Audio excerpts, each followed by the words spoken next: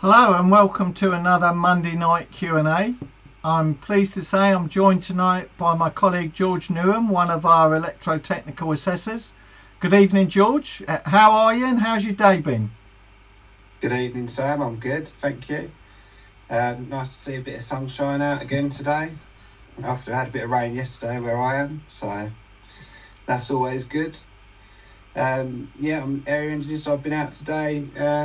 Saw an interesting guy today, does a lot of agricultural work, a lot of farms, so a bit out of the norm.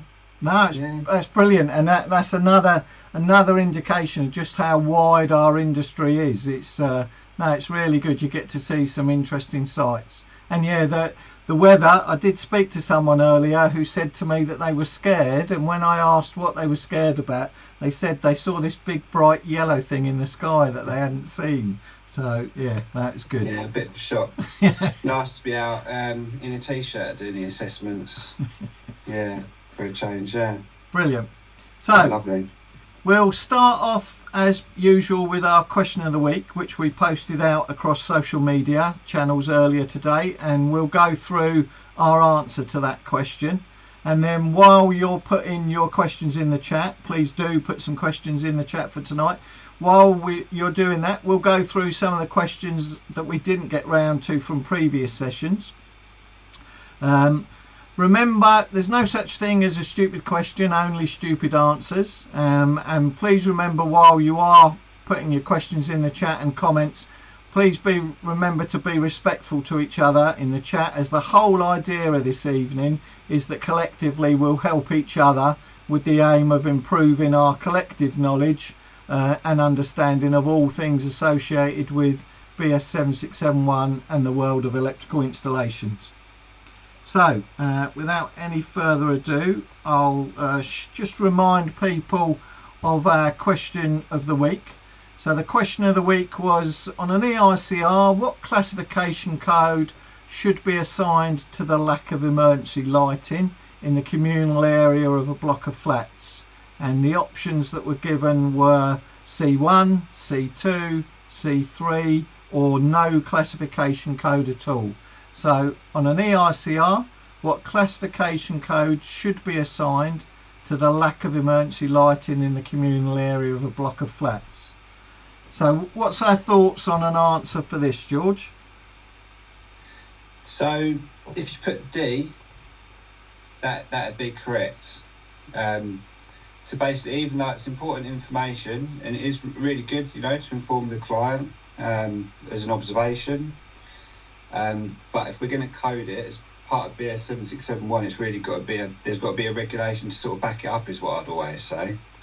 So really good information, because there could be a risk there, but if there's no specific departure, if it's not affecting electrical safety, then yeah, it really is just a sort of observation.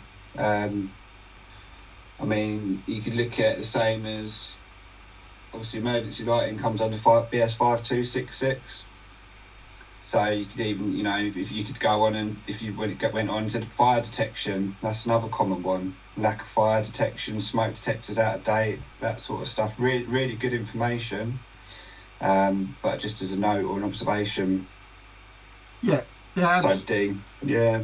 Absolutely, and 7671 tells us the kind of things that we should be looking for in periodic inspection, and emergency lighting isn't one of those.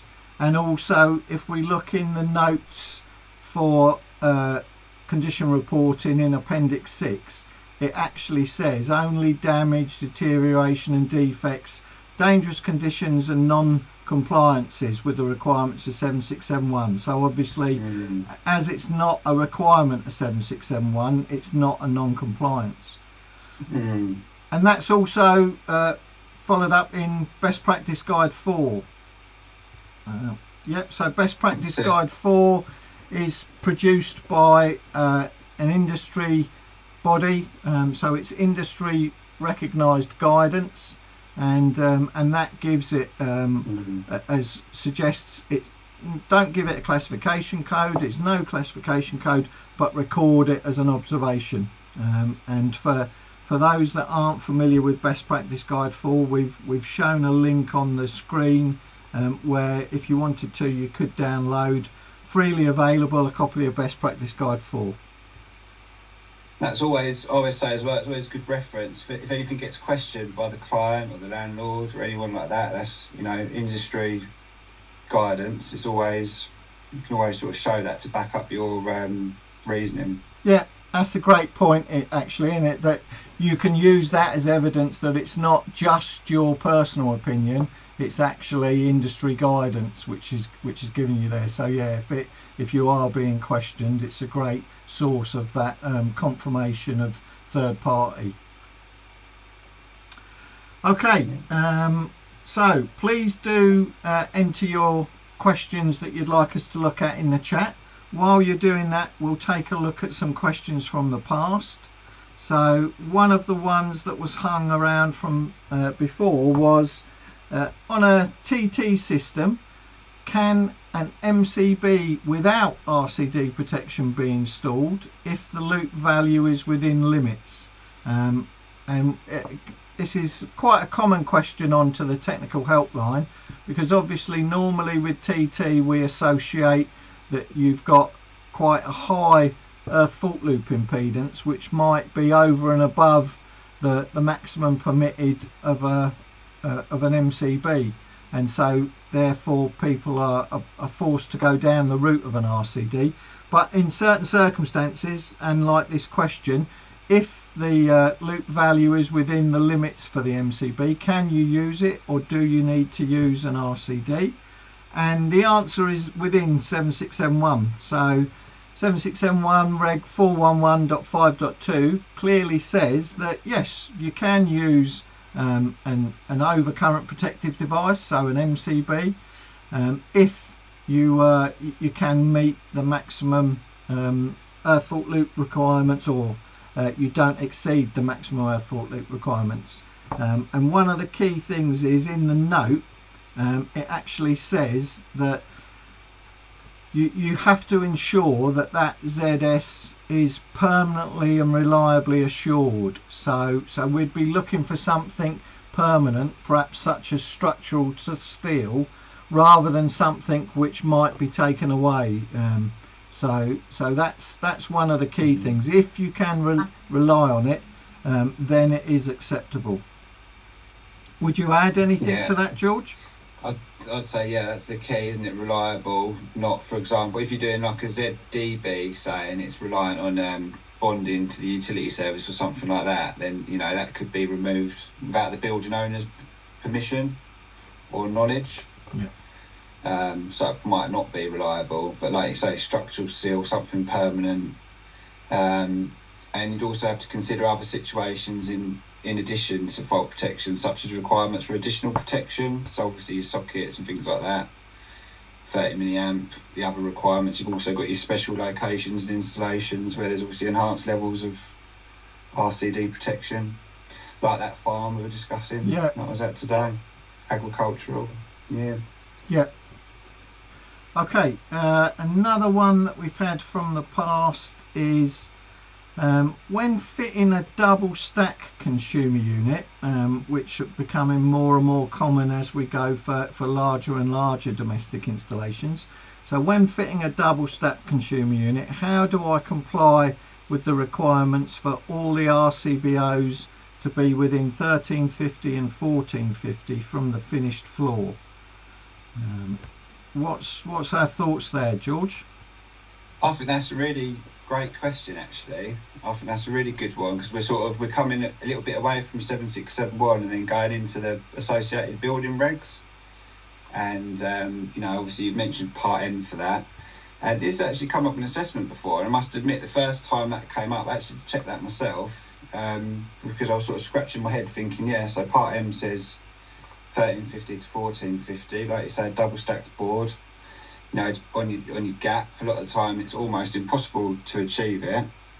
But the actual answer is, what to look at would be BEMA. For anyone who doesn't know who BEMA are, they're the British Electrotechnical and Allied Manufacturers Association.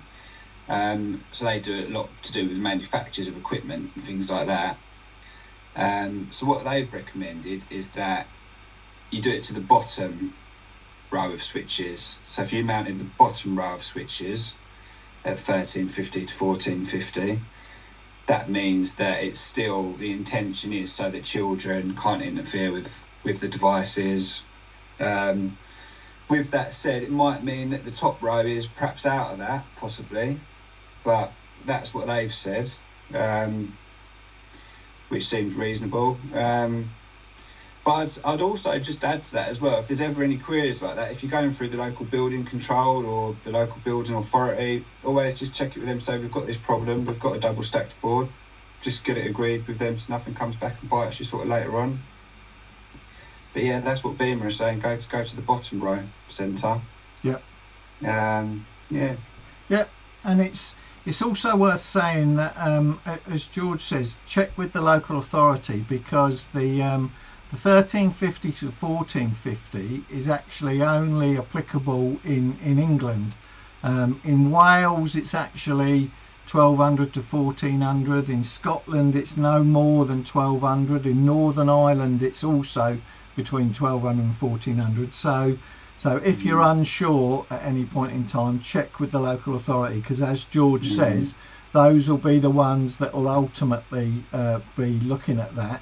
And their agreement is what you really need to achieve in order to get your building notification. Hard things relocate as well. That's the one. Yeah, that's the one. Yeah, you don't want to have to move it. Yeah, certainly you don't want to be moving it up if you've got bottom entry cables, for example, because then you're running yourself into all sorts of problems. So yeah, get it.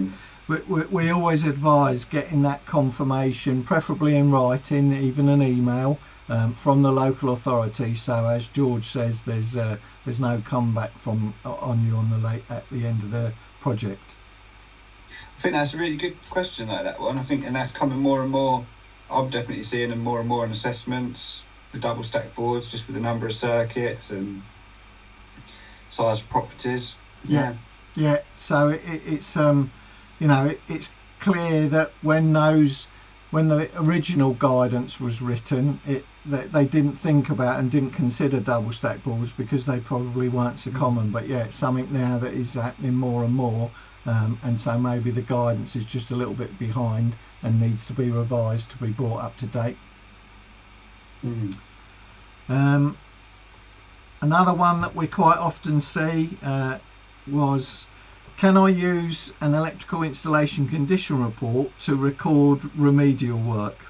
And that's a real clear no. That's something that we can't do. It's BS 7671's quite clear when we're doing additions and alterations. If it doesn't involve a new circuit, then we can use a minor work certificate or an installation certificate. If it does involve a new circuit, then we must use an installation certificate. Likewise, the replacement of a consumer unit. So you can't use a condition report to record new work. It often means that if you've been given the task of doing the condition report and the remedial work, you'll have to provide two sets of paperwork, one for the recording of the condition of the installation, and then the second set for to certify the new work that you've done. Is it something that you often get asked out in the field, George? Sometimes, yeah. I think sometimes it can be an oversight, especially with sort of small jobs like minor works. If someone's just added a socket, say, while they've been doing the ICR or things like that. I think generally, yeah, people are doing it, but sometimes it can be an oversight, and sometimes it can seem like a lot of extra paperwork with, added to everything. If they had a socket in one room, add another socket in another room, add a couple of smoke detectors perhaps. But all I'd say, it just covers everyone. It just covers the contractor as well. Just to do that, certify that new work that's been done, it's certifying that complies to the current version of regulations, and just covers all parties. It's not just for the customer. It does sort of protect everyone in the unlikely chance that something happened. It might be not even related to the contractor. If you had sort of a manufacturer's fault on a piece of equipment that caused something bad to happen, it just protects your contractor as well. Yeah. One more while we're waiting for some to come in through the chat. So again, a common question. What is it that prevents me from putting a British standard MCB from one manufacturer into another manufacturer's consumer unit? Isn't the British standard enough? So we get this an awful lot, perhaps when people are adding or altering existing installations, and perhaps when they can't find or obtain the original protective devices or switchgear, and they want to use a new one with its own British standard. Is that acceptable? Can they mix manufacturers, George? There is a regulation that says no, really. The regulation we've got is 536.4.203. So that's a good one to refer to. It's 536.4.203. That does state that low voltage assemblies to be SEN 61439 series, e.g. consumer units, incorporated devices and components shall be those declared suitable according to the assembly manufacturer's instructions or literature.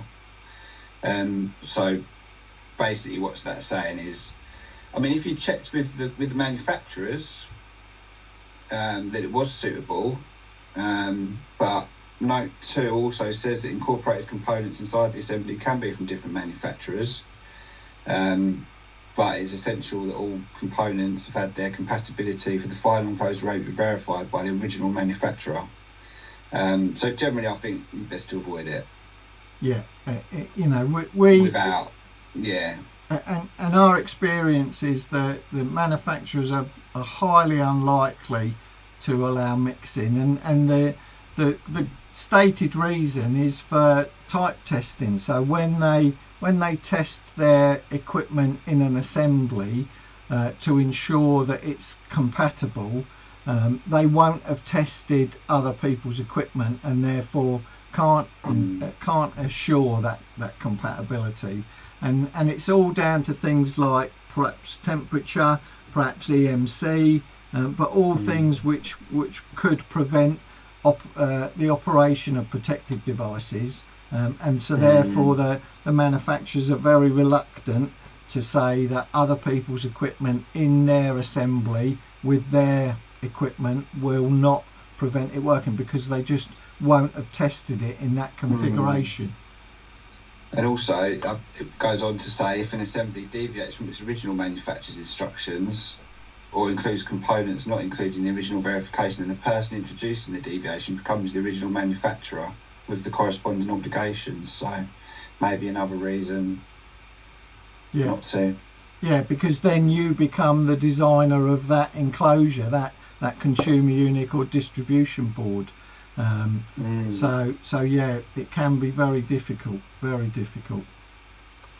Okay. But no, there is regulation that comes up quite a bit. The actual regulation for it, I think a lot of people are aware of it, but it's good to put the actual regulation number to it as well, isn't it? Sometimes. Yeah, nice to see it. And so it's, you know, it is a 7671 requirement. It's not something that we're introducing. It's not something that the manufacturers themselves are directly introducing. It is actually a 7671 requirement. Yeah. Okay, let's have a look at our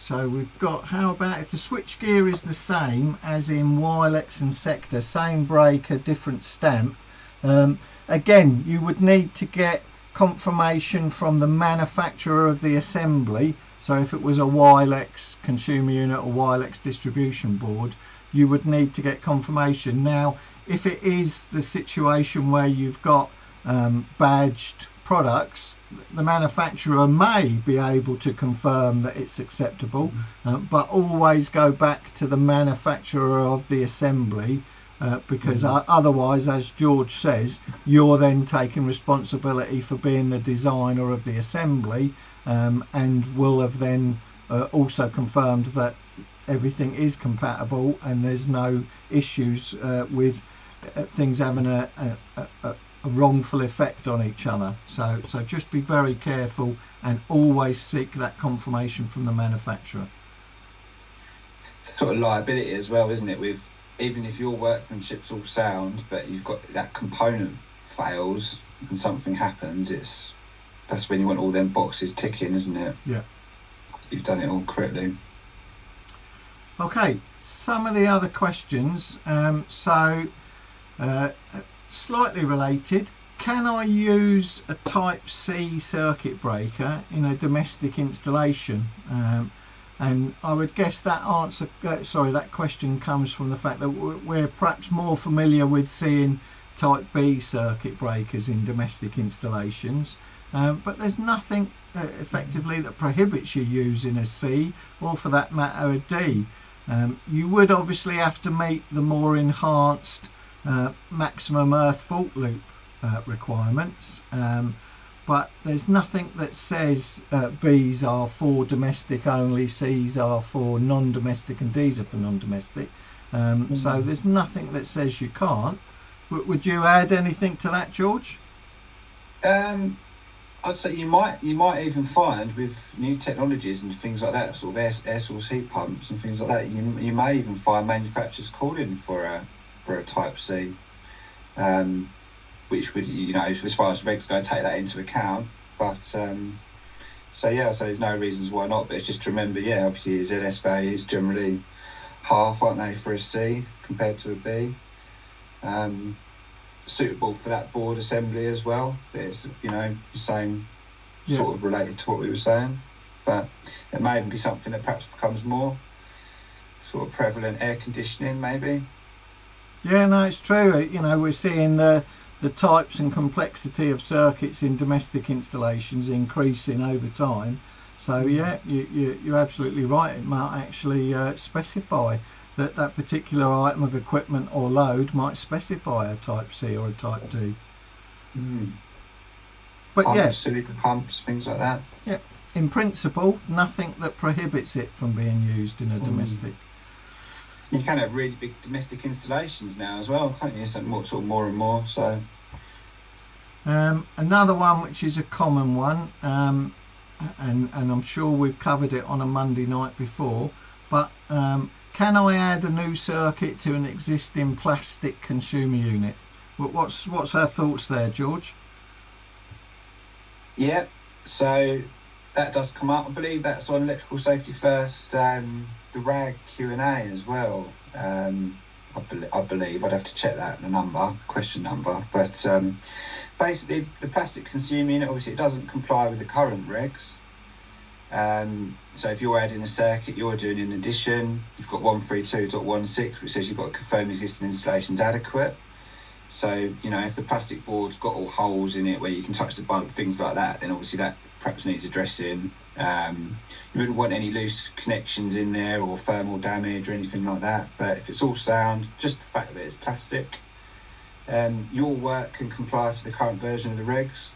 But I'd say you wouldn't perhaps just comment on that, comments on existing, just to inform the client that the board doesn't comply to the current Amendment 2, but you've deemed it adequate for your addition. Yeah. So as George says, in a domestic installation, providing it still provides adequate barrier and enclosure protection, and there's no signs of overheating, all existing conductor connections are correctly located and terminals are tight, and that none of the incorporated equipment is subject to a product recall, then it'd be perfectly acceptable. You might depending upon the location of the consumer unit, you might suggest it's recommended it's upgraded. So for example, if it was in the sole escape route from a domestic property, or it was in an area of high combustion risk, you might recommend upgrading to a non-combustible consumer unit, but it would only ever be a recommendation, not a requirement.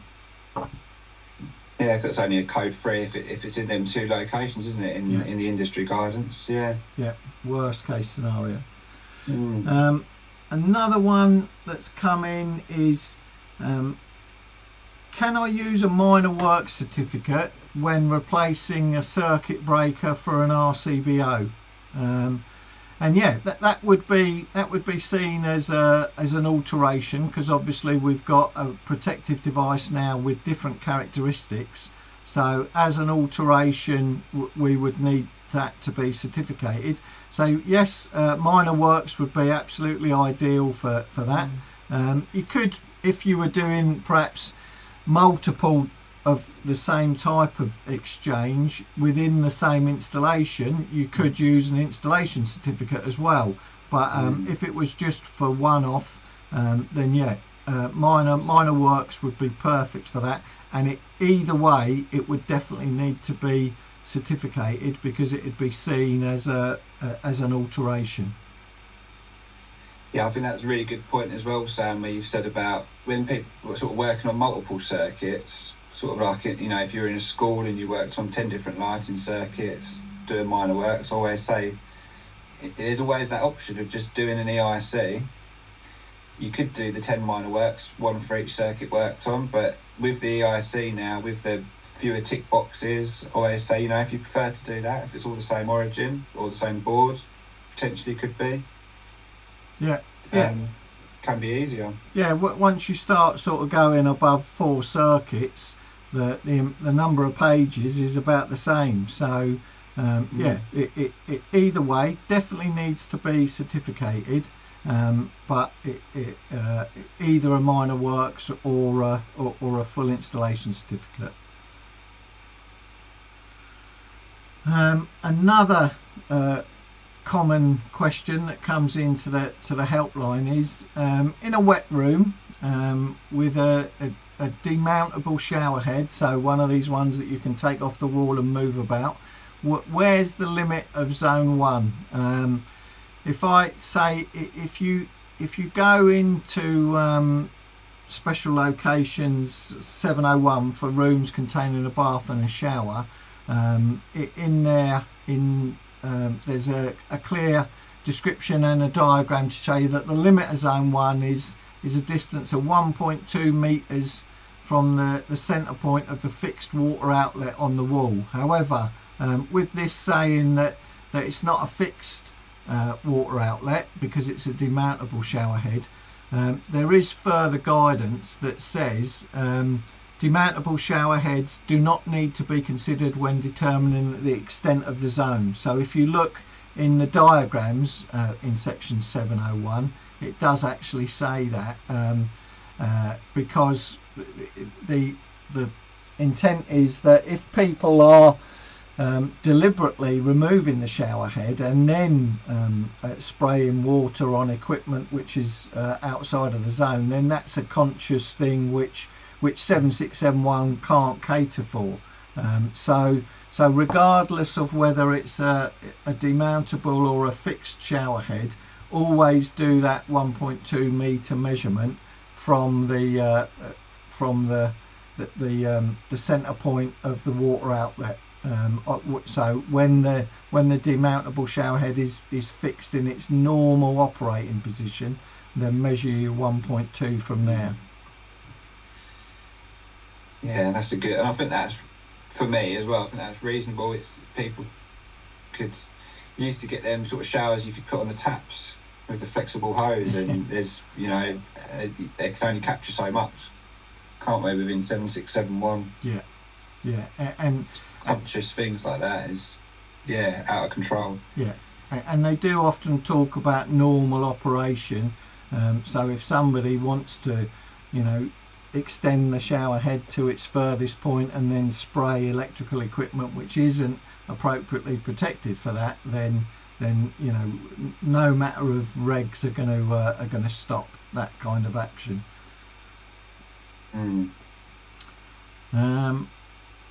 So what's the so again, one that comes in quite a lot and then people often get confused. What's the maximum acceptable value of resistance for a main protective bonding conductor? And people often do refer to this 0.05 figure, which is that's incorrectly assumed to be the maximum. So within 7671, there's actually no maximum resistance other than for bonding in medical locations. There's no resistance values. So if we're talking about general, leaving aside medical locations, there's no requirement to verify by measurement the maximum resistance value of a bonding conductor. You just need to be able to ensure that it is connected, and there's no minimum or maximum value given for the resistance, just the size. Absolutely.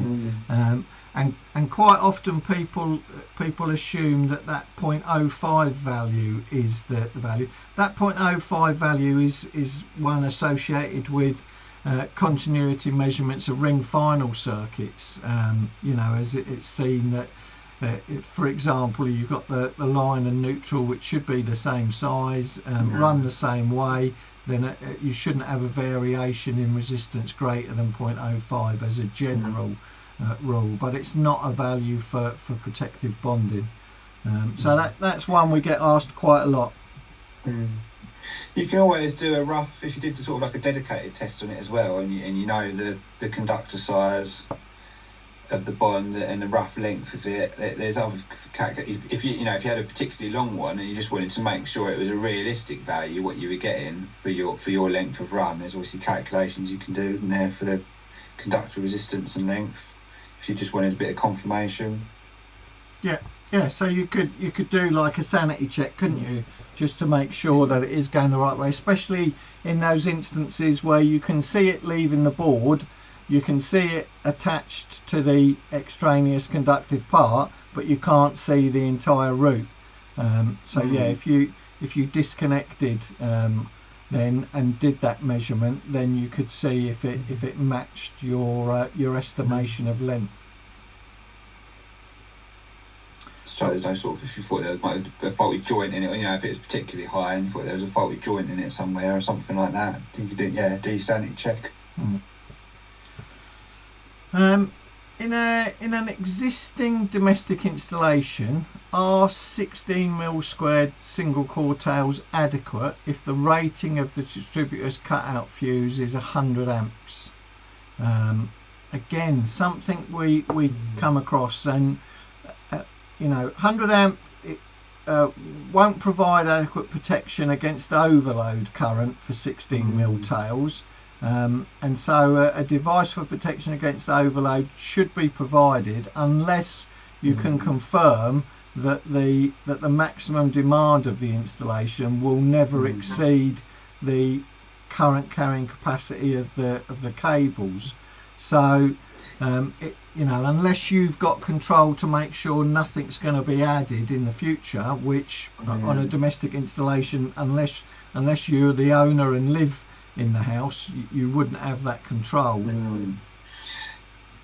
It's hard, depending on what you're doing as well. If you're changing the board or if you're adding load, I don't know if they say in the question what the work was doing adequate for. It might depend on what the actual task at hand is, perhaps as well. But it's practice guide 1 might mention what you used to, but if you're adding a load, like you say, that'd be a very hard thing to guarantee that's adequate, isn't it? Or possible. I don't think that'd be possible, would it, Sam? No, because you can rely on the load for overload protection if it's known. So, but that's really associated when you're supplying a fixed device. And you're on a circuit where nothing's going to be added to that circuit, then you can rely on the fixed load not exceeding the current carrying capacity. But when we're talking about a whole installation, if they are 16mm tails, you've got to provide them with overload protection. If you, in general, I would suggest you can't rely on the installation because it's variable, and so therefore you would either consider either increasing the tails to 25mm or reducing the protective device within the service head down to 80, so that it's then below the current carrying capacity of the 16mm tails. It's almost like the chicken and the egg as well sometimes, where the DNO might not upgrade the supply unless the tails are 25mm anyway. So it might be worth just upgrading them if you've got the opportunity to. Yeah. Even if it's 16. Okay, I think some of the questions have come in and related to the last few. So on some YouTube videos, over 27 meters of main bonding to move up to the next size. So 10mm will be okay all the time, regardless of length. So 50m is good. Well, minimum requirements for TNCS PME supply would be 10mm, but that's dependent upon the size of the incoming neutral. So 10mm isn't always. So in a nutshell, for a TT or TNS, the bonding conductor range is 6mm to 25mm. For a TNCS PME supply, the bonding range is 10mm to 50mm. So for a TNS TT supply, it will depend on the incoming earth required, because your bonding conductor should be no less than half the size of that, up to a maximum of 25. And for a TNCS PME, then you've got table 54.8 to tell you what size of bonding conductor you need based on the size of the incoming neutral. And that's good to say. It doesn't talk about the resistance, does it? In table 54.8, it could be a meter length. If it's over 150mm pen conductor for PME conditions, it's a 50mm bond, isn't it? According to that table. So. Okay. We've got another one that we'll have an attempt at, but I think we might need some more information. So can I ask about portable generators, small 8 kilowatt range or so, that get used to supply general equipment? Do they need RCD protection? If yes, do they need earthing/earth spike? Thanks in advance. So generators are quite a subject. If we're talking about a small generator that's only supplying one item of equipment, then it doesn't need an earth spike. It doesn't need RCD protection, because it's relying on separation as its protective measure. The larger generators often do need an earth reference, so they're not creating a TT installation. You would still generally think of your generator as a TNS supply, because it does have a dedicated protective conductor, but you're effectively just providing it with an earth reference like you would do at the star point of any supply generator. So that earth rod isn't converting it to TT. It isn't to provide a fault path back. A transformer. It's really to give it a reference. So instead of it being a floating 240 volt supply, you know that it's 0 to 240. That's the purpose of that earth rod. But we did some time ago do a wire webinar on generators where that subject was covered. So we might try and pick that out, and we'll post that on our social media. The S7430 is a good one as well, isn't it, for a read? Yes. It's about earthing requirements. Protective earthing. Mentioned some generators in there. Yeah. Okay. And then lastly,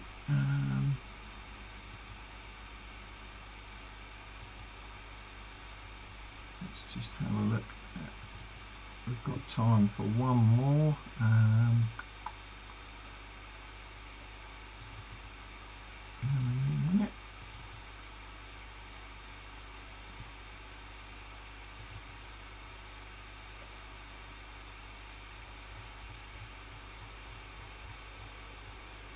So,